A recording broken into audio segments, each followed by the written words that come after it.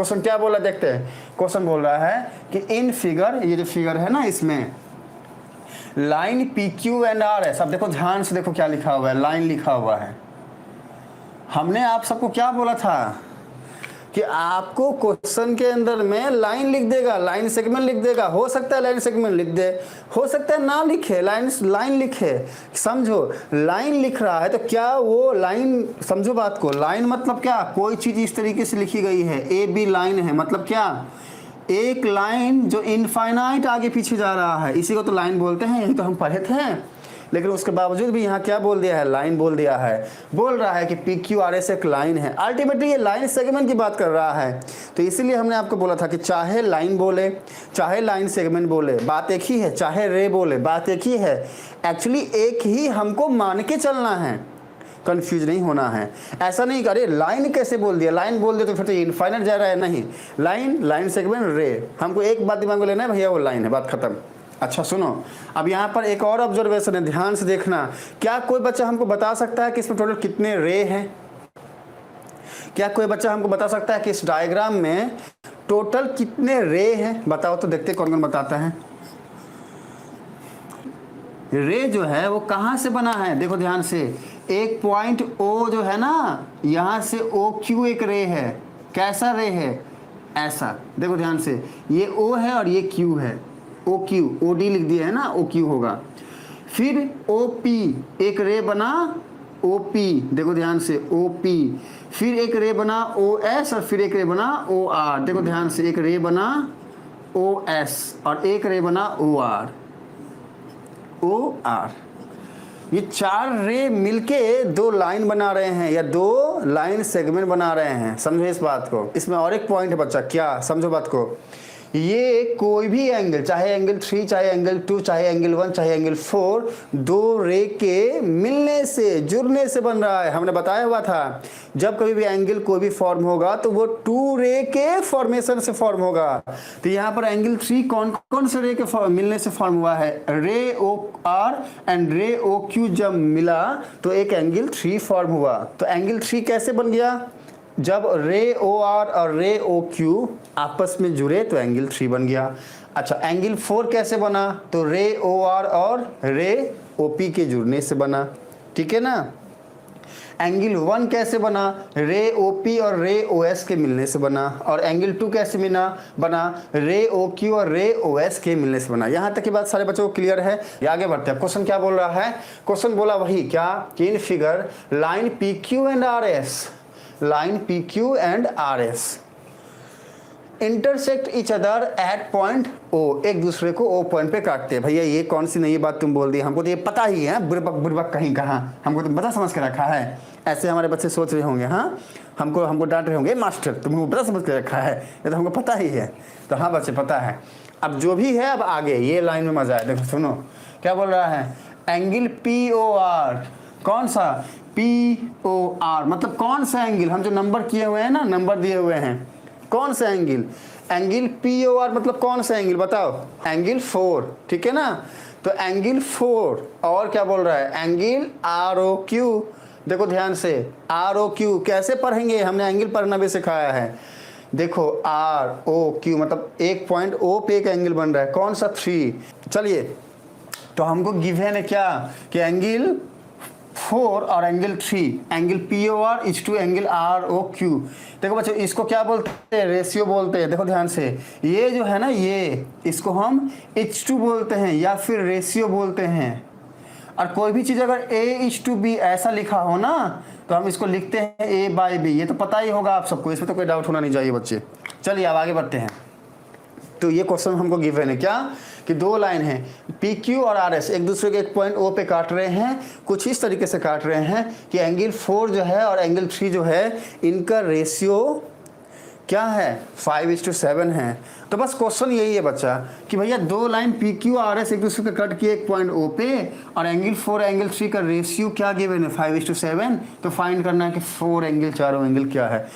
हमको क्लियर है, हमको क्या बोल रहा है कि भैया एंगल 4 और एंगल 3 हमका उसका रेशियो गिवन है, हमको बोल रहा है चारों एंगल फाइंड आउट करो। तो देखो हमको पता है क्या कि वर्टिकली अपोजिट एंगल इक्वल होते हैं, मतलब अगर हमको एंगल 4 मिल जाए तो एंगल 2 अपने आप मिल जाएगा। क्यों? क्योंकि एंगल 4 जो होता है ना वो इक्वल होता है एंगल 2 के, और अगर हमको एंगल 3 मिल जाए तो एंगल 1 अपने आप मिल जाएगा। एंगल 3 होता है इक्वल एंगल 1 के। तो हमको चाहिए एंगल 4 और एंगल 3। हमको गिवन क्या है, देखो कभी भी कोई भी न्यूमेरिकल सॉल्व करने के लिए मैंने आपको क्या सिखाया है, सबसे पहले देखो कि पूछ क्या रहा है, फाइंड आउट क्या करना है सबसे पहले। तो पूछ क्या रहा है, चारों के चारों एंगल बताओ। तो पहला स्टेप दिमाग को बताना क्या कि भैया चारों के चारों एंगल, फाइंड ऑल एंगल्स, चारों एंगल चाहिए। तो दिमाग को बताना है और उसको लिख देना है। क्या लिख देना है, यहाँ पर क्या लिख दोगे, we have to find according to, लिखोगे अकॉर्डिंग टू प्रॉब्लम, ठीक है ना, according to problem we have to find out, we have to find out what, क्या फाइंड करना है, ऑल 4 एंगल्स, सारे के सारे 4 एंगल फाइंड आउट करने हैं। डेट इज क्या क्या, angle 1, angle 2, angle 3 and angle 4। देखो बच्चा याद रखना, चाहे कोई भी सब्जेक्ट हो, चाहे कोई भी क्वेश्चन हो, हर एक क्वेश्चन चाहे मैथ्स का हो, चाहे साइंस का हो, चाहे फिजिक्स का हो, चाहे केमिस्ट्री का हो, चाहे आपके अदर किसी सब्जेक्ट का हो, अगर कोई भी न्यूमेरिकल है तो लॉजिक हमेशा ये बनाओ, दिमाग को हमेशा ये बताओ, थॉट प्रोसेस को ऐसे ले जाओ कि पूछ क्या रहा है क्वेश्चन में, उसको देखो सबसे पहले क्या पूछ रहा है। तो पहले हमने देखा, हमको पूछा है 4 एंगल, हमने लिख दिया हमको 4 एंगल चाहिए। जैसे ही क्या पूछा है वो लिख दिया हमने, तो अब दिमाग को ये बताओ कि जो भी हमसे पूछा है वो हम क्या क्या कैसे कैसे फाइंड आउट कर सकते हैं, क्या क्या गिवन है क्वेश्चन के अंदर में। सेकंड प्रोसेस क्या है, ये फर्स्ट हो गया। देखो ध्यान से, ऐसे सोचना है, हाँ हाउ टू थिंक, कैसे सोचना है। तो पहले ऐसे सोचना है कि प्रॉब्लम क्या है, लिख दिए। सेकंड क्या है, सोचने का प्रोसेस बता रहे हैं। सेकंड क्या है, गिवन डाटा क्या क्या है, क्या क्या गिवन है हमारे पास, वो लिख दो। अच्छा आपको आंसर जो है ना ये 1 2 करके नहीं लिखना है, ये हम बस बोल रहे हैं समझाने के लिए, लिखना है आपको ये सिर्फ। इफ 2 एंगल्स हमको पता चल जाए तो सब पता चल जाएगा। बिल्कुल बच्चे, हिमानी सही बोल रही है बच्चे आप, 2 एंगल पता चल जाए सब पता चल जाएगा, ठीक है ना। तो अभी हमको क्या करना है, ऐसे सोचना है। तो पहला हमने लाइन लिख दिया, पहला स्टेप लिख दिया, क्या पूछ रहा है लिख दिया। अब हम लिखेंगे गिवन क्या है। तो गिवन क्या है, एंगल 4 और एंगल 3 का रेशियो गिवन है, POR, ठीक है ना, मतलब एंगल 4 और ROQ मतलब एंगल 3। तो गिवन क्या है कि angle 4 is to angle 3, angle 4 is to angle 3, ये कितना गिवन है, 5:7 गिवन है, ठीक है ना। अच्छा एक स्टेप बस आपको यहाँ करना क्या है, यहाँ पर लिखना है एज्यूमिंग या फिर लेट, एज्यूमिंग या फिर लेट, या तो यहाँ लिख दो या फिर डायग्राम के नीचे सीधा लिख दो। क्या एक काम करो ना, डायग्राम के नीचे इधर लिख दो ना, डायग्राम बना दिया और यहाँ पर लिखते हैं क्या, एज्यूमिंग,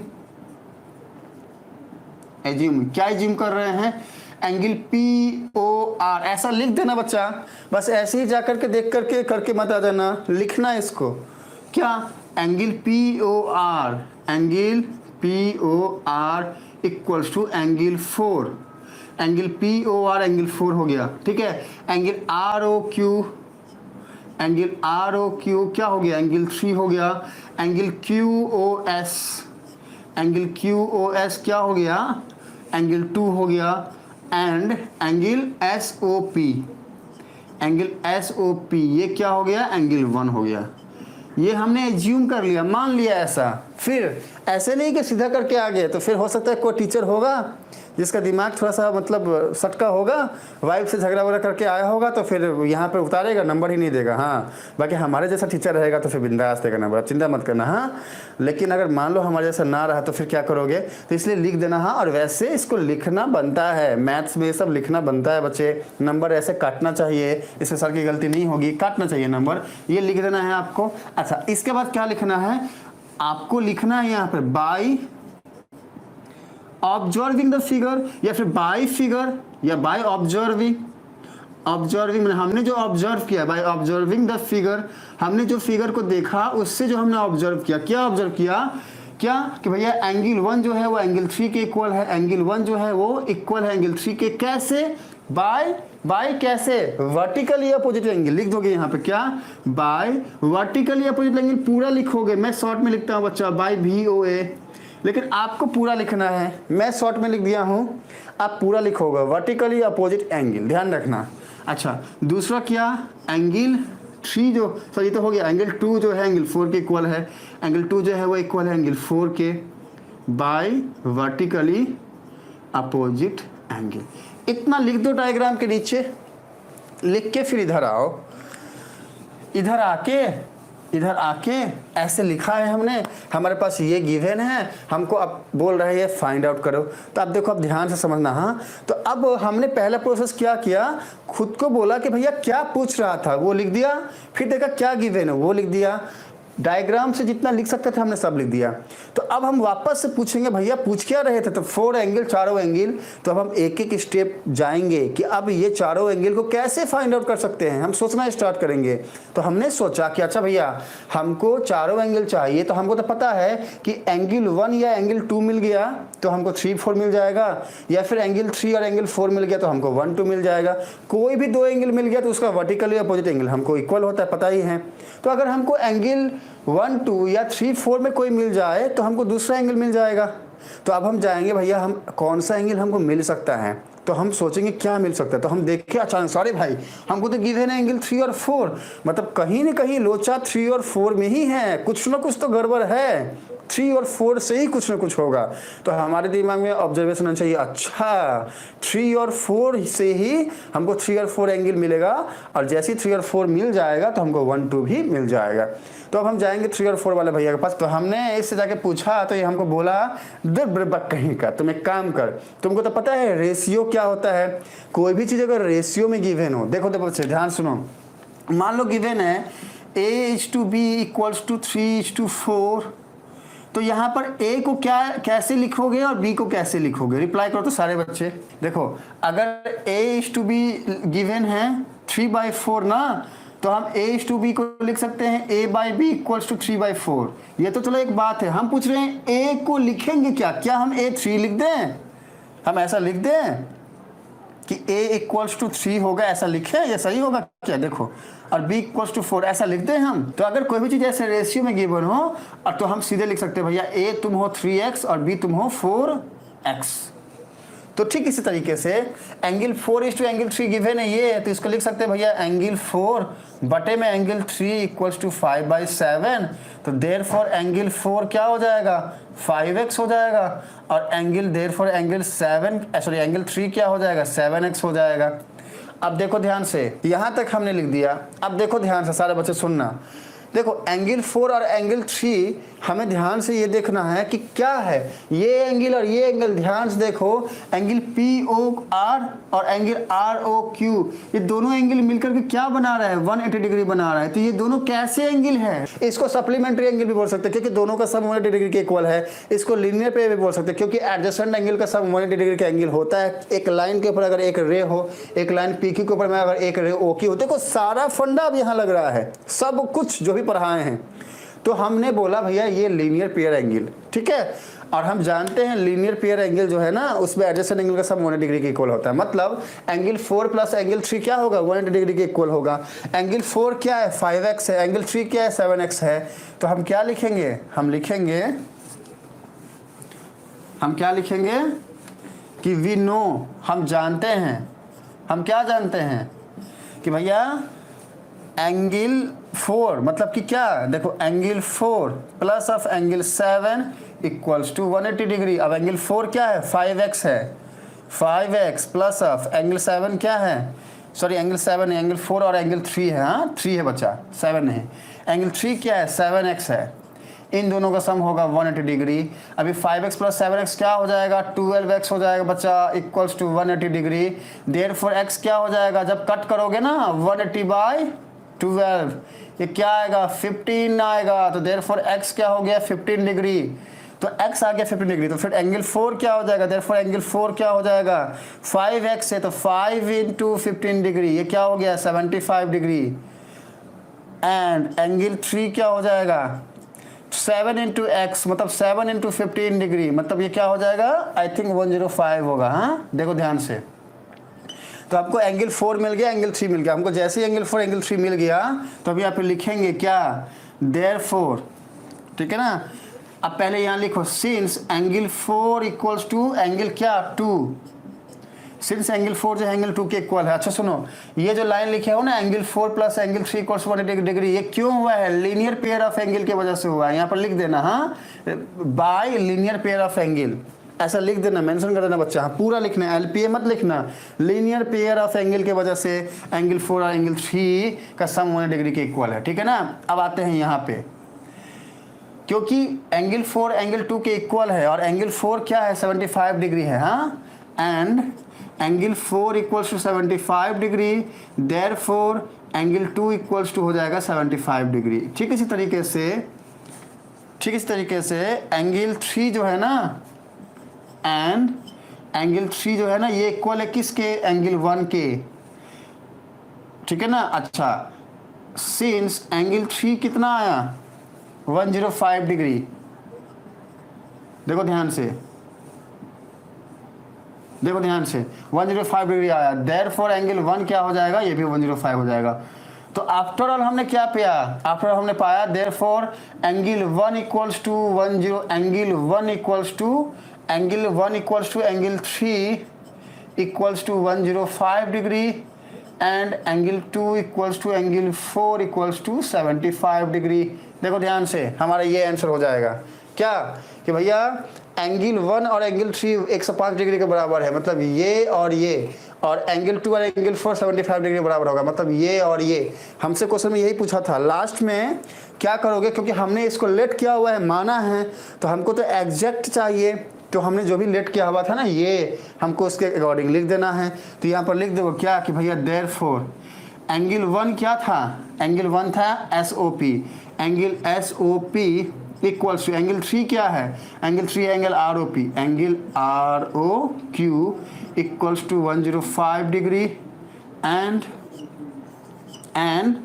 एंगल 2 क्या लिखे थे, angle QOS equals to angle 2 के बाद और क्या बचा है भाई, एंगल 4 बचा है ना, एंगल 4 क्या था, एंगल POR, ये क्या हो जाएगा 75 degree and this is our answer. देखो ऐसे करना है, आप अगर अच्छे से लिखोगे, इस तरीके से सजा के लिखोगे। अच्छा आप इतना ही नहीं, 2-3 कलर का पेन ले जाना, हाँ ब्लैक कलर का पेन रखना और इसको ऐसे ऐसे कर देना बच्चा, ऐसे ऐसे कर देना, हाँ ऐसे हाईलाइट कर देना, इसको हाईलाइट कर देना और अच्छा नंबर मिलेगा। अच्छे से लिखोगे अच्छा नंबर मिलेगा। इसको इस तरीके से जो है ना ऐसे ऐसे कर दो, थोड़ा सजा दो, हाँ ये सजा दोगे और अच्छी बात है, ये ऐसे कर दो तो जो है सो अच्छे से नंबर मिलेगा। और क्या बातें होती हैं। ओके चलिए, तो आज देखा आपने कि किस तरीके से हमने जो भी पढ़ा हुआ है, पहले मैंने जो पढ़ाया सब इसमें आया है, हाँ सब आया है। इस तरीके से धीरे धीरे हम लोग अच्छे न्यूमेरिकल करने की तरफ बढ़ेंगे, करेंगे, एक एक न्यूमेरिकल को ठीक से अच्छे से समझेंगे इस चैप्टर को। ये बहुत ही बड़ा चैप्टर है, बहुत ही अच्छा चैप्टर है, ठीक है। चलिए मिलते हैं बच्चे अगले क्लास में टॉपिक के साथ, तब तक के लिए बाय बच्चे, बाय, हाँ बाय बच्चे, राधे राधे।